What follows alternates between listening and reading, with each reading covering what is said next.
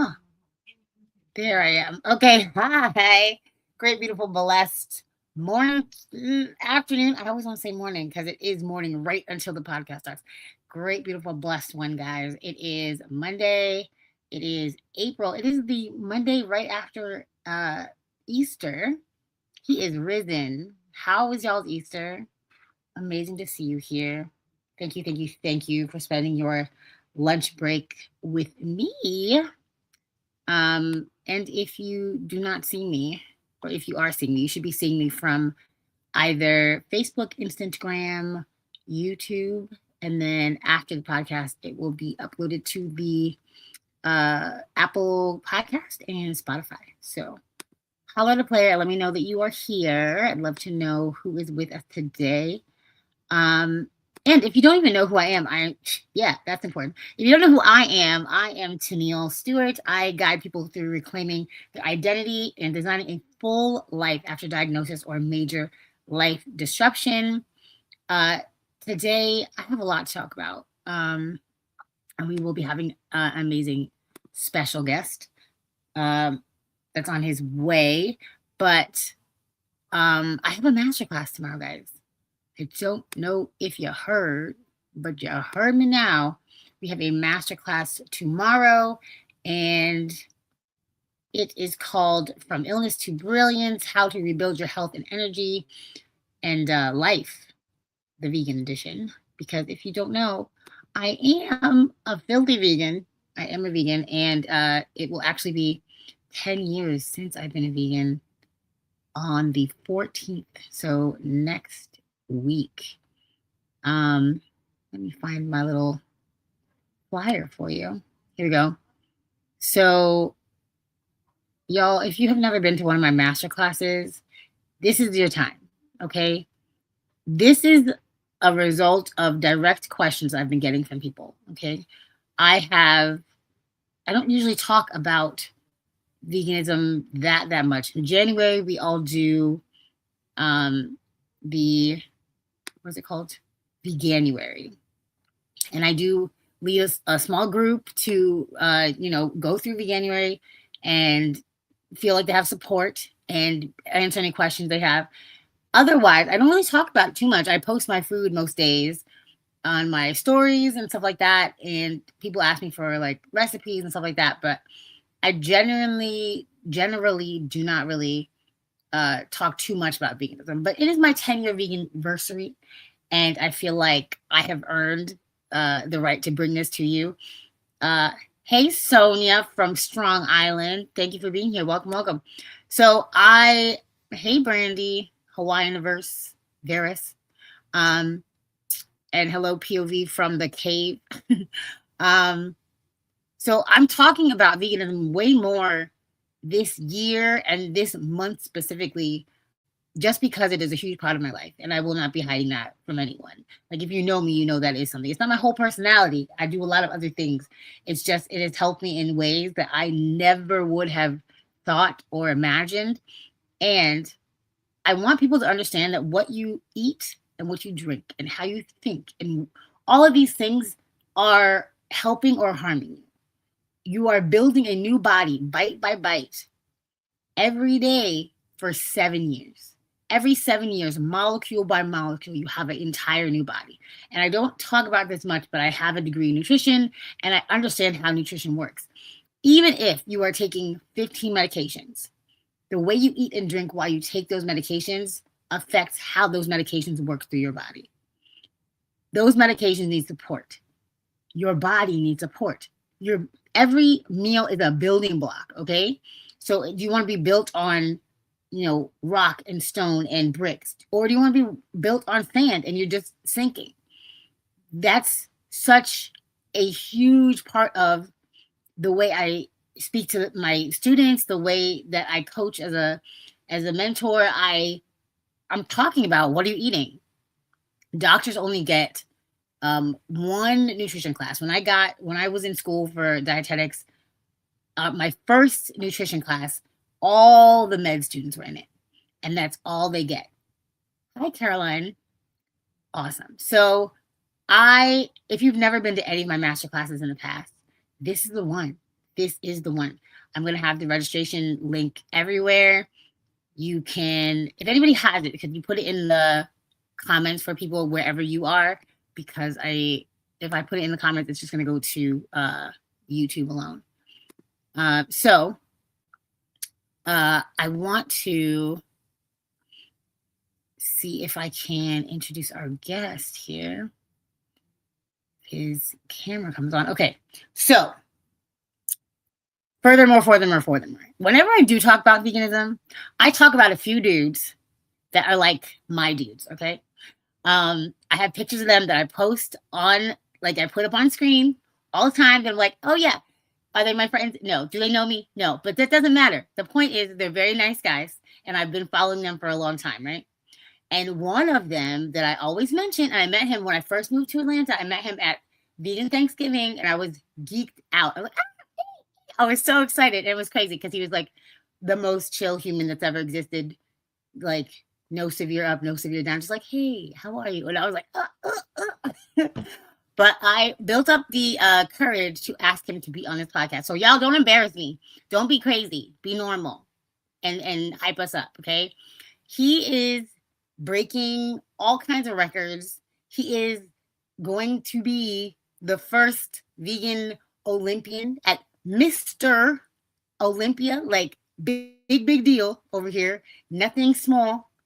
Just, and the craziest thing is, he's been vegan since 1998.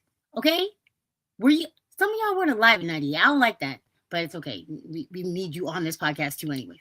But he knows what he's talking about. This is not a game. He's the real deal. Okay, so welcome to the stage, Torre Washington. What's going on? Can you hear me well? I can hear you. You sound kind of far away though.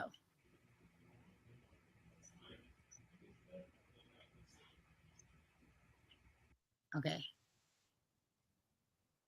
Now you're worse. Now we can't hear you at all. I see your mouth is moving. What's happening? We have him. Stand by. Technicals. Thanks, Sonia. Thanks for putting the link. Y'all on Facebook, the link is there for the masterclass. Please join. What about now? Perfect. All right. Yes, our business. Okay. So, Torre, please let the audience know who you are, where you're from, and what you do. Say that again.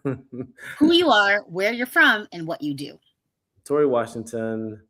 I'm a IFBB Men's Physique Pro competitor. I'm a speaker, soon to be published author, competitor, trainer, coach. You name it. I'm an engineer. I love to speak many different languages. I'm Jamaican by heritage, but I live in the U.S. I live in South Florida, Fort Lauderdale, Florida, to be exact. And yeah, I'm happy to be here. Yeah. All right. Yeah. You noticed that when I posted the flyer, I put a reggae song because I was like, I know Jamaican, American.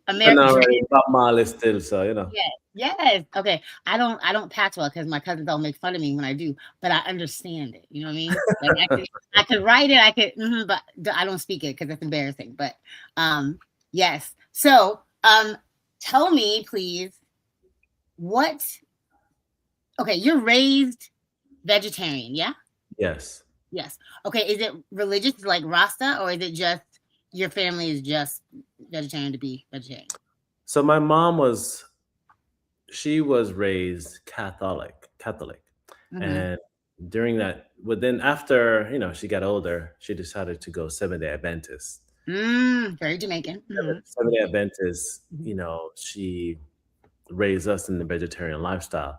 And so it's interesting now that the Seventh-day Adventists some do still do the vegetarian, even vegan, and some of us don't follow that at all. So she brought us up that way, and we were raised that way for the first 9 years of my life.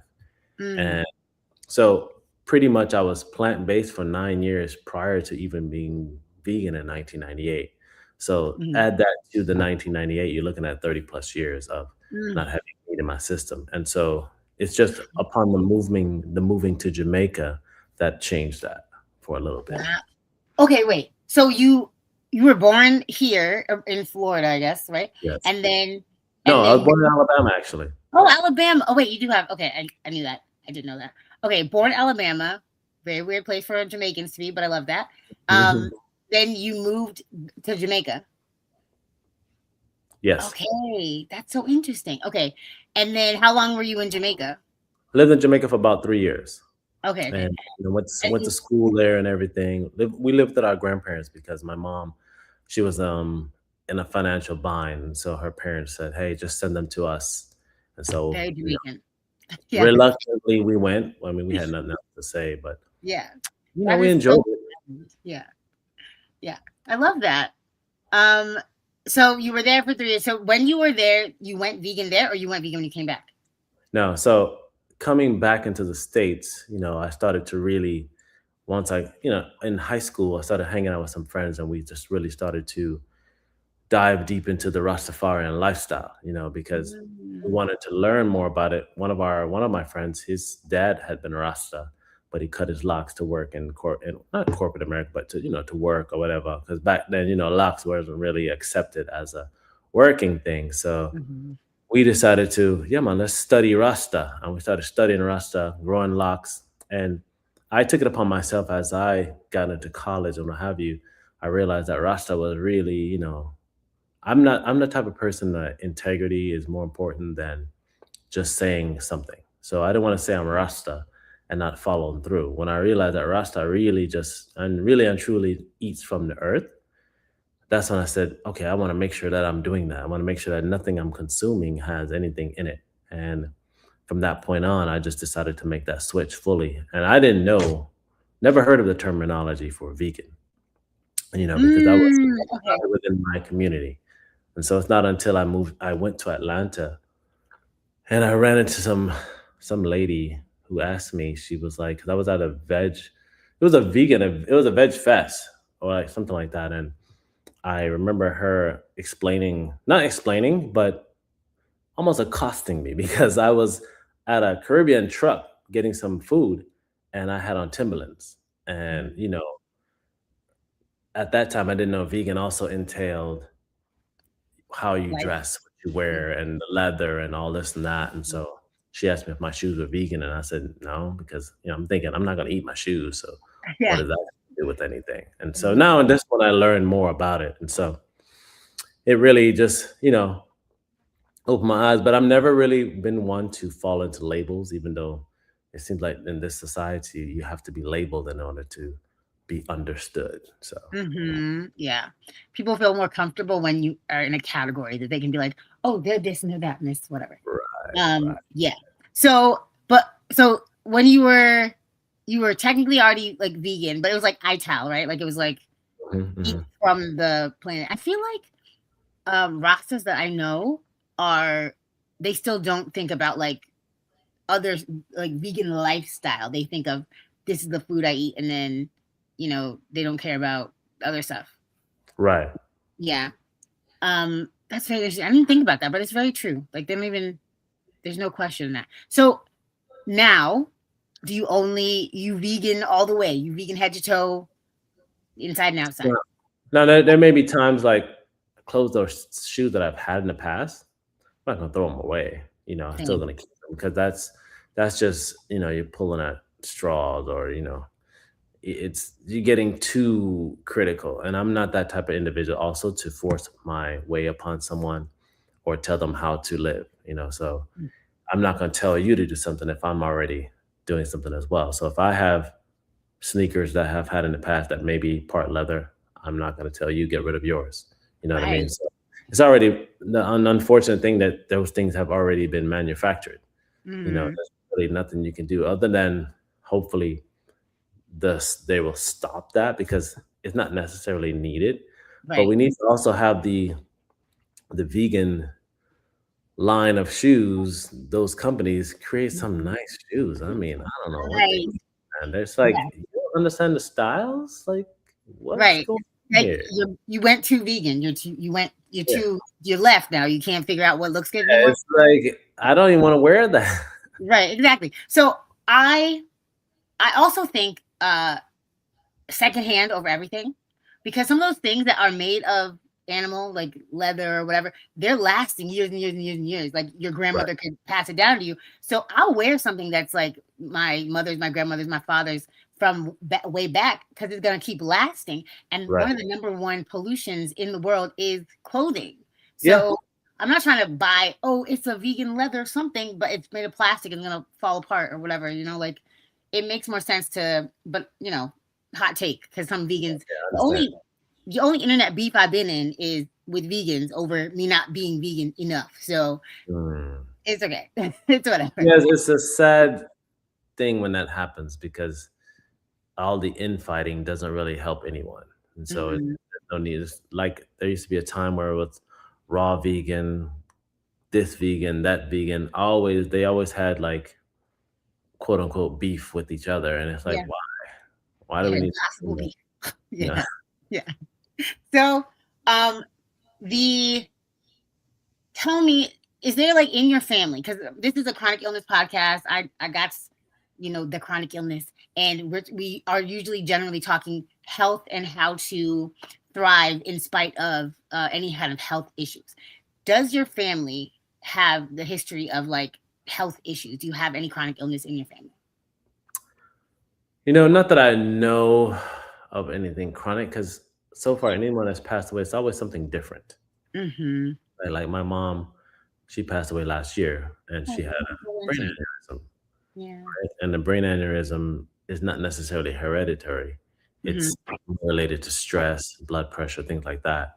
And, you know, and it was, you know, this can be sudden. And then I need to find out but my father was really, his lifestyle wasn't necessarily one that was conducive to longevity. It was more so just convenience. And he passed away maybe about, I would say, 8 years ago. You know, so but he wasn't living with me. He had a new family. So it's interesting. So I need to see, because they said it was health related, but I'm not sure exactly what. But other than that, most of my grandfather lived to almost 100. My grandmother about the same, you know. So, and my father's mother, she lives in like to her mid 80s, almost 90s. And so there's really no history of chronic disease that I know of. But you never know. Things change. Yeah. My great grand she still lives in Jamaica. We'll be there in December for her birthday. She'll be 100. Nice. But they eat, you know, real food and stuff. So like it's different out there. But the reason, like, I talk about all that stuff, and do you eat for longevity, or is it performance, like weightlifting performance, you know? Both. You know, I mean, I'm not looking. I think when I'm eating, I never eat to be like, "Ooh, this is gonna make me live longer." That's not. But I think I know it's part of it because I do eat, you know, your normal fruits and what have you. But I'm also typically eating, as you mentioned, for performance because I'm looking to create an aesthetically pleasing physique for when I get on stage. You know, and the byproduct of that is most of the foods I'm eating are plant based, no less. All of them are, and so that's, in a sense, that's where the longevity comes in because you have people that always ask, like, "Man, I want to live longer. Let me start eating more vegetables and fruits." Now things have changed a lot. Now, people are like, well, that's not the way you're supposed to do. Now this big carnivore craze got huge. Yeah. But you know, and I'm thinking it's he knows what he's talking about. Do you see this? These people who are not watching and only listening, go find my social media and look at the man right now. Okay, he is not playing. He knows what he's talking about. It's not just like I talk a lot, but I'm chubby, so like people probably aren't listening to me. Look at this. Look at him. He knows. He only eats plants. Okay. You know, yeah. Thank you. So, like, what do you're training people? I see that, like, you have your clients on your like skits and stuff. Follow his socials also. His socials are pretty funny. Like he has random funny videos with Badass Vegan. aka John, what's the last name? Lewis. Yes, Lewis, John Lewis. So your clients, are they usually vegan, or is it like everybody come train with you? That's what we were talking about before when I said I don't really push anyone to do anything. I think what tends to happen is people see and they love the energy that I bring. So they see that I'm all about results. As long as you're training hard and being consistent. Because the client that you see are really only the clients that can be filmed. My typical clients are elite. They're at a level of where they don't need to be seen because they're running the world. So, Mm, but I take care of them, and a lot of them, there's a few of them that are vegan, you know, mhm, but you don't know them. But most part, my clients that you see, not all of them, some of them are, and then some have gone down that road a little more just because of seeing my success mhm. and success of Yeah. others. Unfortunately, the one thing about any lifestyle or anything that you want to share with someone, you have to be a winner. You Thank you. you have to show that success is part of it. And if the success isn't there, then like, Yeah, so exactly. So like I've been told in all of the companies I've been in, like, don't follow advice from somebody who you don't want their lifestyle. So if your broke cousin is like, you know what, we should really do this, this, and that, which they're the loudest and the wrongest all the time. Like the people who don't know what they're talking about have so much to say. Um, but if they don't know what they're talking about and you don't want the results that they have, do not listen to them. And I say that as somebody who is planning to get really super crazy fit so that everyone will listen to me. But Mhm. from the audience, we have a question, and it says from the Warrior Mom question: how does your health compare to other bodybuilders since you are not eating the same? I mean, I'd say what's one thing. Because a lot of the bodybuilders that I compete against, it's not just their eating, they're also doing PEDs, enhance Mm-hmm. products to enhance their muscle gain and their build. So those things can adversely affect their health in so many ways. Mm-hmm.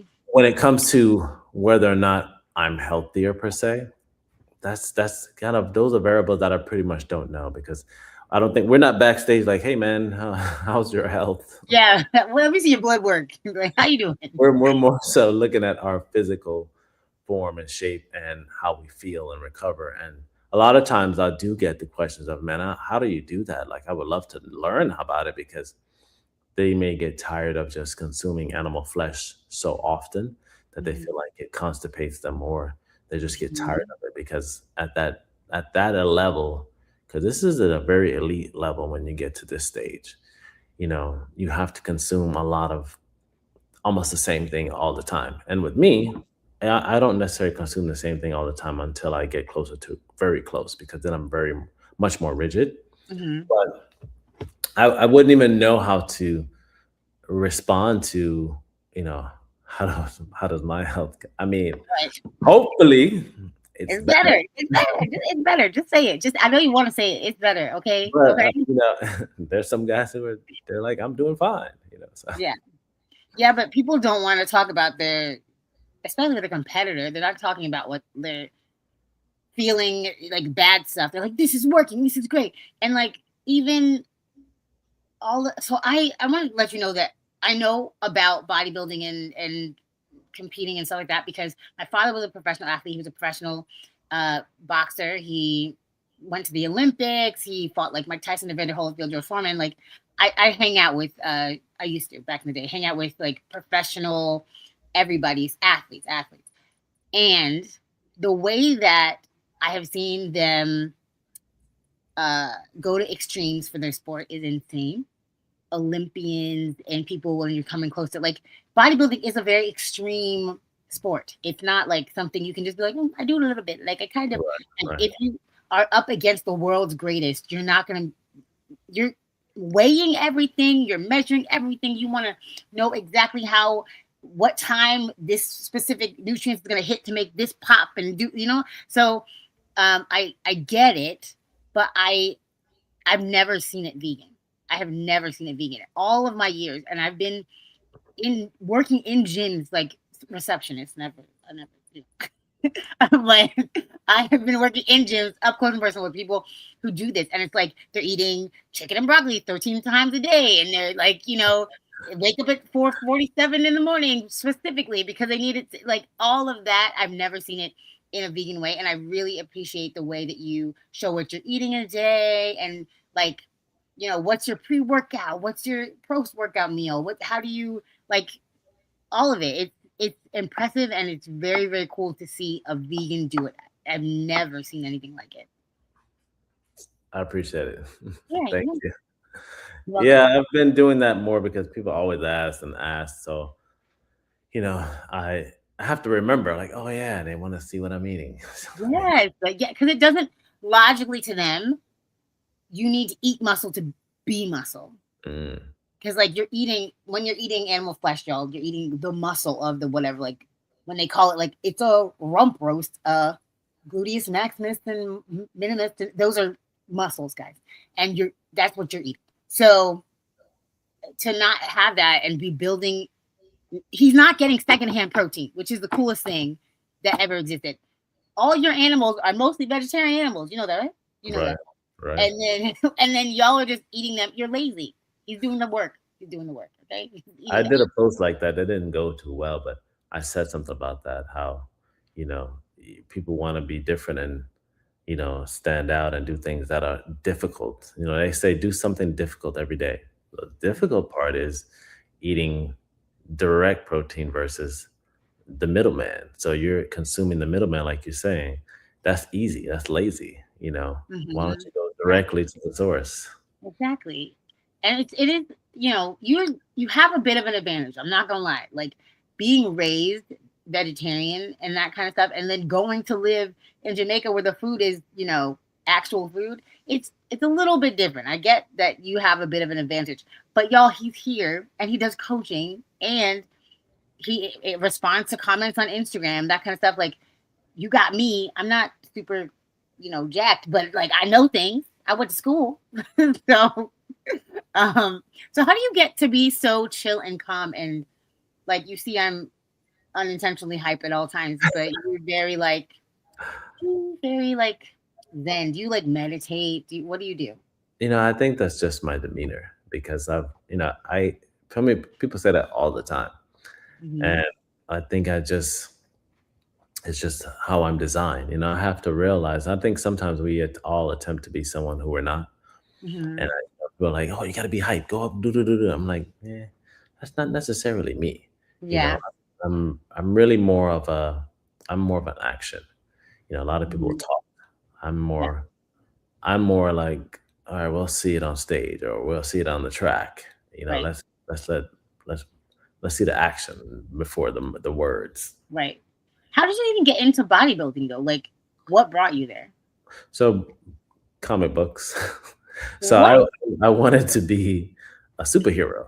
I wanted to look like a superhero because just when I moved from Alabama to Jamaica, I got picked on for sounding different, and of course, you Mm, didn't know how you sound because you're young. You're not thinking that I sound different, but they were picking on us, and so I didn't lash out. I didn't know how to you know it's the pretty much the whole class and a whole bunch of people picking on you versus one person. And so mhm. we just watched a lot of like Superman, Transformers, and Wolverine. And I wanted to be Superman and Wolverine because Mm, Superman is nobody can mess with him. And Wolverine just had this tenacity. He was always going to keep coming. right. And that healing factor. So I was trying to figure out how to do that, how to look like that. I just wanted to be that. Mm, And then I saw Arnold Schwarzenegger and I started watching his movies. And then I looked into his history and his lifestyle, how he got there, and I saw he did bodybuilding. I was like, oh, so this is how you look like that. So I figured out and I started to work out when I was young, about 15. My mom purchased me a bench and one dumbbell. yeah. Thanks, And mom. I worked out with that one dumbbell and bench in the back of our condo, a townhouse, and then eventually during high school, they have a gym class. So I worked out in the gym class, and then I was able to start working and got a membership at Gold's Gym in South Florida, and I started going there. And then I started reading all the magazines about bodybuilding, and Yeah. then me and a friend started working out together, and I had all these ideas of, man, I'm gonna compete, I'm gonna look like these guys, and people were like, Wow. you want to look like that? I was like, yeah. They're like, girls don't like that. I was like, I'm not doing it for girls. I want to look like that. I Yeah. just and when I eventually became that, and I remember nieces and nephews are like, Uncle Tori looks like a superhero. Aw. Like, yeah, I did it. I did it. It's like you manifest it, not even necessarily realizing that you manifested it. Yeah. And now here we are, fast forward. Everybody considers, like, a lot of the family members, like, man, you always talked about it, and here you are going to the biggest bodybuilding show in the world. In the world. I Vegan love that for you. as a natural and as the oldest person on that stage when you get there. Oh, yeah. Don't brush past that. Yo, how old do you think he is? He's not 11 teen. I really thought he was really young. And I was like, oh, I'm older than this man. No.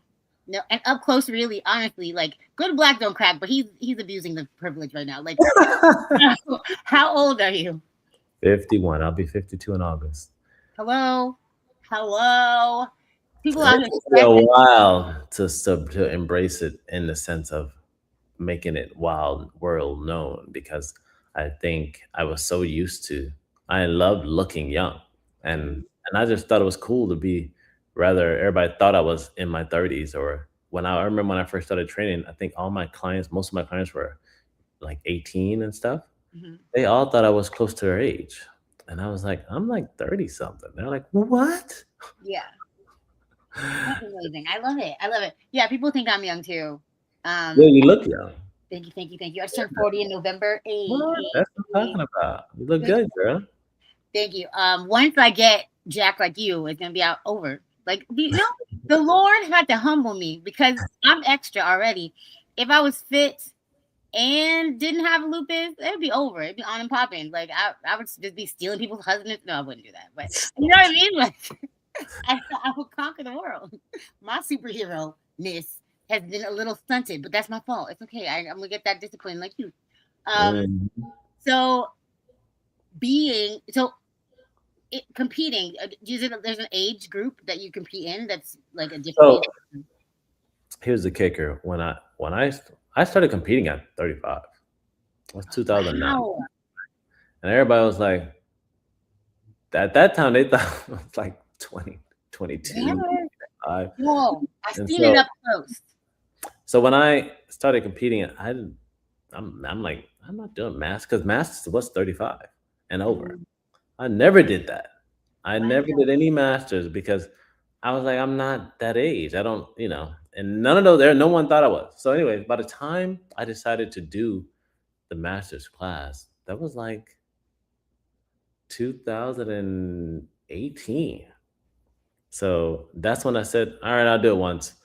And I felt like when you do it, the judging already sees you as like an older guy. So they kind of Mhm. like brush you over when you Right. go to the younger guy class, because they want to keep the sport going, and the younger guys can keep the sport going, which makes Right. sense, right? Business wise. But Right. I think they started to realize that now that, you know, that doesn't matter, because when I first did a master's, somebody was like, what are you doing? I Yeah. was like, Yes. they're like, well, no, you're not. You're One not of that. these I was things like, I'm not like, yeah, I'm 40. And they were like, what? yes, I love it. It's so beautiful to see. Like, I know you don't know, or like it doesn't make sense to you, or it doesn't like it doesn't look like anything. And you're like, this is how I live my regular life and like whatever. But the way that you move through the world and show people on the internet what you do and how you do it is so impressive to so many people. Like, when you said yes that you'd be on this podcast, I was shooting your picture to everybody. I was like, look at him. He's vegan. He's super vegan. Like, because it's just unheard of. Like, you look hella young, you're strong. Like, the amount of guys that I know is like, I would be vegan, but like, I can't mess up these gains. And they're like string beans. They don't got like Popeye would be embarrassed. But like, they think that you need to be eating copious amounts of meat and dairy and be constipated and uncomfortable and hate your life because that'll make you big. And he is walking, talking proof, y'all. That is not how you need to live your life. He's then AF. He's jacked AF, and he's out here winning bodybuilding competitions against people who are forcing themselves to eat dozens of eggs and dead flesh all day. So And this, I'm glad you said that because I never realized. I see it almost happens daily where people that are inspired by me, I'm like, wow, I never had a clue that you were watching. right, Even some celebrities, I'm like, this person follows me. Like, how? How did they even find me? Like, what? right. When did that pop up? They're like, I like this guy. Click, and like, Yeah, you have like 50 million followers. You follow me? right. It's amazing, and like the you and John have this positivity that's around you. I wish that you weren't sold out of the retreat because I would, promote that because they have. Actually, let's open that up. We have a few more slots, and it's Oh, so you got some time. I was actually going to mention that to you. So yes, please. promote the heck out of it. Sure, go ahead. Yes, yes, yes. Tell them what that is. Tell them what's going on. So this is our second. We're probably going to do this annually. So this is our second retreat that we're doing in Costa Rica. It's April 15th through the 19th, in lovely Tamarindo at a vegan hotel. And before that, last year we did one in Nicaragua, and that was nice as well. So we're decided to do another one, and we're going to continue. We're looking to hopefully choose a extended location where we can always have it at the same place. Excuse me, but we're just it's nice to travel. But come on out. So this is in this type of atmosphere or environment, it's intimate. So you get to really talk to us directly and really speak to us and learn from us. And we get to share all the activities with you. We have a couple classes. You train with me. Like, most people can't afford to train with me. Where in this type of environment, you are given the freedom to train with me as well. I will all the knowledge that I have. Sometimes I realize that I have so much knowledge that I need to share it as much as possible. And this is an opportunity for you as an individual to come and take on some of that knowledge and bring back with you and to help you get better because I'm all about results and improving the lives of other people to show you that your dreams and desires can be just as fulfilled as anyone else's. Woo! Yes, yes, that was a great plug. Okay, so clip that, clip that internet because this this is like a very once in a lifetime situation. Like I have met these guys and like randomly I met John at a I was working a veg fest or something and he came to my booth and I was like but like this is not everyday stuff. Like they have been doing this for a long time. They're grown. They really know stuff. You ask them the questions and they answer them. Even like online, they respond to a lot of the questions that people are asking. But like wealth of knowledge here. Don't waste the time. Just book the ticket. Just do. Also, if I went, I would have to get in shape before I went there because I would be Girl, there. Yeah, I'm not gonna be the only chubby one. bring your behind. No, no, I don't think so. Like, listen, I understand what my body looks like. I'm gonna show out when I go there, so I can take good pictures too. I can't be the round one standing next to the fit people. I'm not doing it. Not doing it. So next year when you do it, hold Gotcha. me accountable.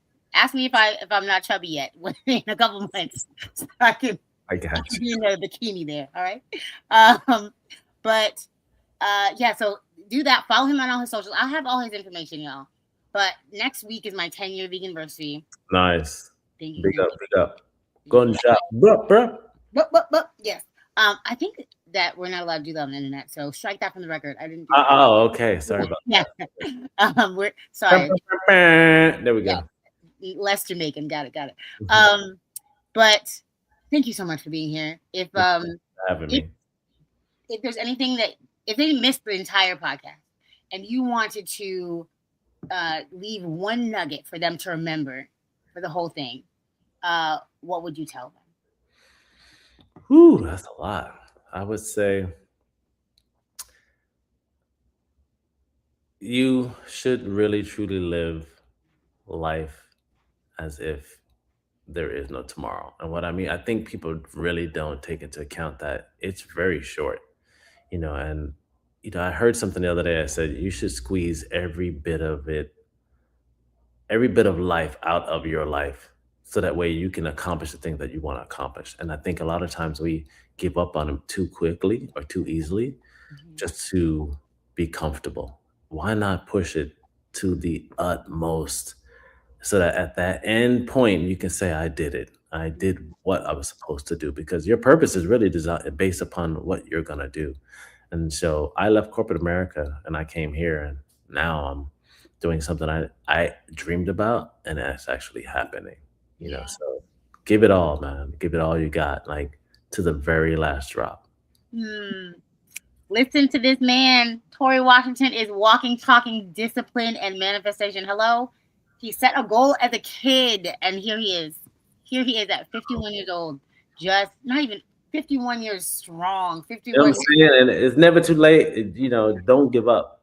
Don't give up. Yes, yes. Oh, awesome. This is great. Thank you so much. So, y'all, thank you for your comments. I didn't really go through the comments. I was distracted. All good, Uh, Tenille.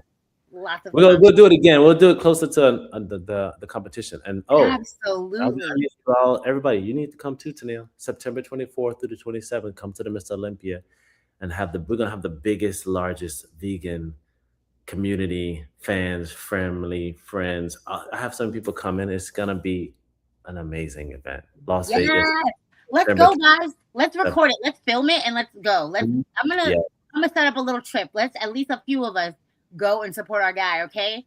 Thank I'm you gonna have guys. t-shirts available too. So Yeah. Okay. Here we go. I love it. I love it. Oh, guys, there's so many comments. I'll comment back in the thing because I yeah, gotta go. He's busy, got clients and stuff. yeah. I got clients. I'm about to put out now anyway. So Yes, yes. All right. Have a beautiful day, y'all. Stay happily healed. I'm gonna let you go off screen. I'm gonna talk a little bit more about the masterclass. But thank okay. you so much for being here. We appreciate it, and we will do another one closer Yes, to the we will. competition. He said We it. will. All right. All We right. will. Have a All great right. day. Much Bye. love, my sister. Okay, y'all. Wasn't that amazing? It's so awesome to see somebody who is not just talking the talk, he's walking the walk for real, for real, for real. It's so good. Oh, I love it. Okay, and yes, all these comments, y'all, for real, he is the real deal. Congratulations to him. Live your life like there's no tomorrow. Wise words. Yes, yes, yes, yes, yes. Love this podcast too. Like it was just, he's so good. So thank you guys for all the comments. I really do appreciate it. And I really want to see you guys. I really want to see you guys at this masterclass. Like, it might be the beginning of you being the fittest version of yourself, the healthiest version of yourself, or the happiest version of yourself. There's so many things that I don't really talk about on the internet because there is a lot of back and forth, and it is a polarized like topic to eat outside of the norm. It is not everything you do is a rebellion, right? But it is not you going against your family, going against religion, going against any.